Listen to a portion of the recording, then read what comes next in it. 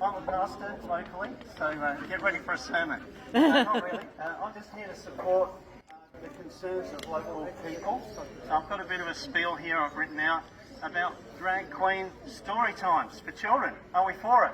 No! No, I say no too. This is a controversial subject, and there's a lot of areas for concern that a lot of people share.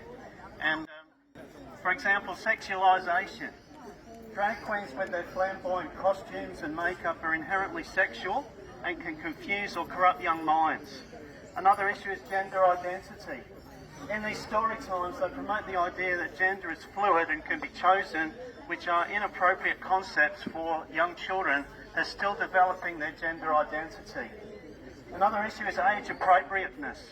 Such drag-type events are often full of theatrical and risky elements that are not suitable for a very young audience. I'm sure we'd all think that way. I'm sure the average citizen would support such a view. We think of inappropriate topics.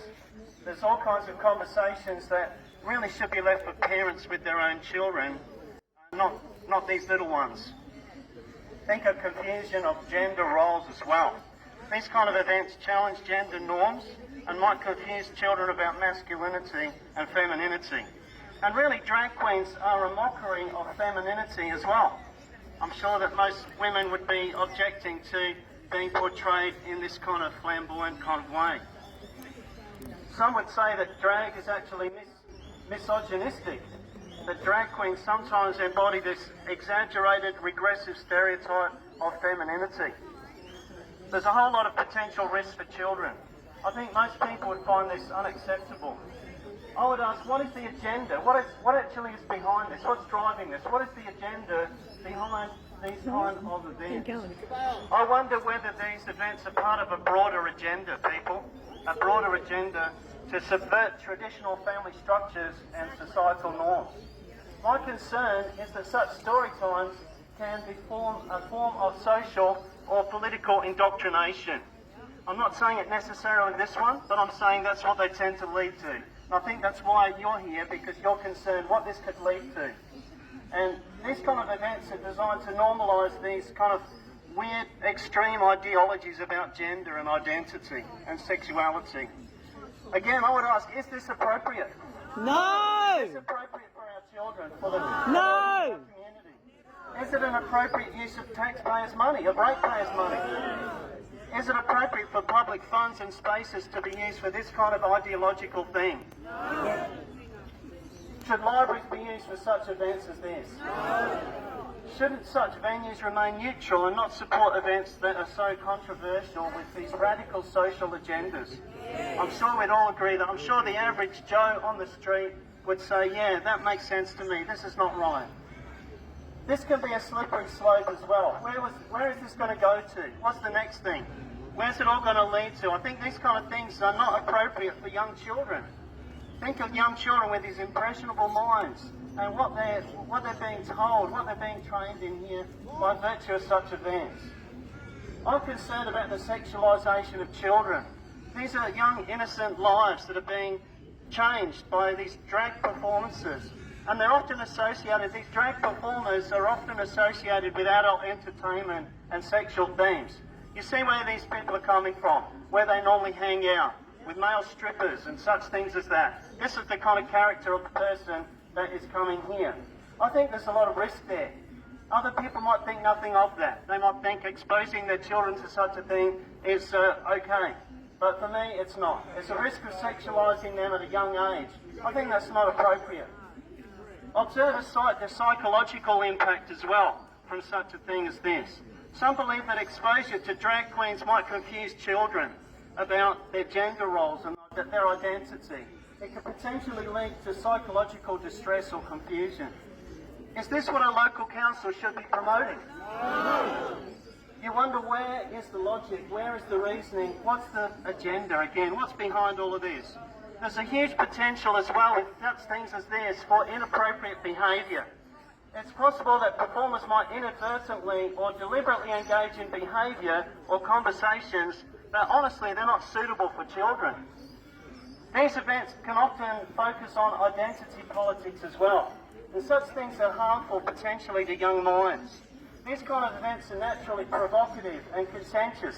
That's why there's community concern, as we see evidenced here right now.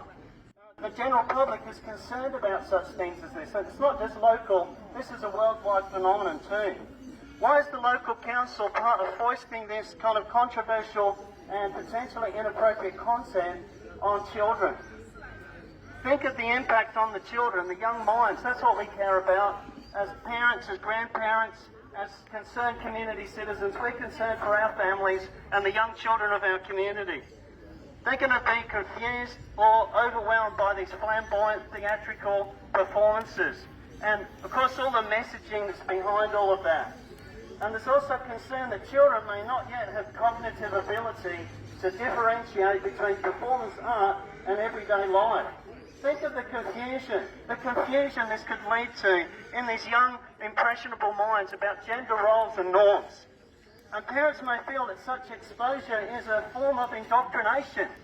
Don't you think? A lot of people would think there's an indoctrination element here. It is. That it's preempting those important discussions that parents should have with their own children and that they believe should be handled within the family setting and around the family table, not with some strange person dressing up pretending to be a female when they're not.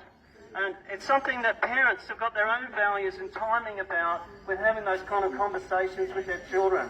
Is it possible that drag performances can really, even these storytelling events, can carry connotations of adult entertainment? That's what they are. These are adult entertainers. This is an adults-only kind of concept that young children should not be being exposed to. I just wonder the reasoning behind all of this. Why is this happening in our city? Exposure to such things can prematurely introduce children to sexual concepts that lead to potential psychological harm and confusion about their own developing sexuality.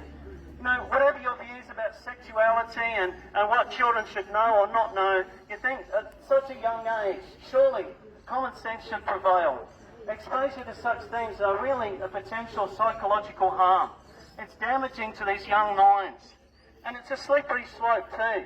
I put to you it needs to stop. It needs to stop right here, right now. I hope that this council will take heed of the community concern that's very evident about such an event and cancel it. That's what we want, isn't it? Yes! We want to hear that this event gets cancelled, don't we? Yes! That this should be put to stop to and the administration should stop it from even happening. Isn't that right? Yes!